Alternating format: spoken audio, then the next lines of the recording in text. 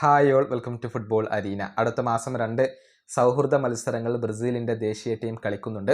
African ടീമുകളായ സെനഗലും ടുണീഷ്യയുമാണ് ബ്രസീലിൻ്റെ എതിരാളികൾ. എന്നാൽ മത്സരങ്ങൾ യൂറോപ്പിൽ വെച്ചുകൊണ്ടാണ് നടക്കുന്നത്. അതിനുശേഷം മാർച്ച് മാസത്തിലാണ് 2 സൗഹൃദ മത്സരങ്ങൾ ബ്രസീൽ കളിക്കുക. അതിലെ ഒരു എതിരാളി ഫ്രാൻസ് ആയിരിക്കും എന്നാണ് പ്രതീക്ഷിക്കപ്പെടുന്നത്. അതിനുശേഷമുള്ള എതിരാളി ആരാണ് എന്നുള്ളത് കൺഫേം ആയിട്ടില്ല.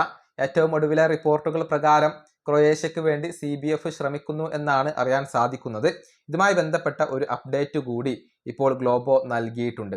അതായത് വേൾഡ് കപ്പിന് ഉപയോഗിക്കുന്ന സ്റ്റേഡിയത്തിൽ വെച്ചുകൊണ്ടായിരിക്കും ഈ 2 മത്സരങ്ങളും നടക്കുക എന്നാണ് ഗ്ലോബോ പറഞ്ഞിട്ടുള്ളത്. അമേരിക്കയിൽ വെച്ചുകൊണ്ടാണ് വേൾഡ് കപ്പ് നടക്കുന്നത്. അമേരിക്കയിലെ ഏതെങ്കിലും വേൾഡ് കപ്പ് സ്റ്റേഡിയത്തിൽ വെച്ചുകൊണ്ടായിരിക്കും ഫ്രാൻസിനെതിരെയുള്ള മത്സരവും പിന്നീട് വരുന്ന എതിരാളിക്കെതിരെയുള്ള മത്സരവും ബ്രസീൽ കളിക്കുക. മാത്രമല്ല, വേൾഡ് കപ്പിനുള്ള പുതിയ ബോളാണ് ട്രിയോണ്ട. അഡിഡാസ് ആണ് ഇത് ഒരുക്കുന്നത്. ആ ബോളിന്റെ പരീക്ഷണം ബ്രസീലിന്റെ മത്സരത്തിൽ നടത്തിയേക്കും എന്നാണ് റിപ്പോർട്ടുകൾ.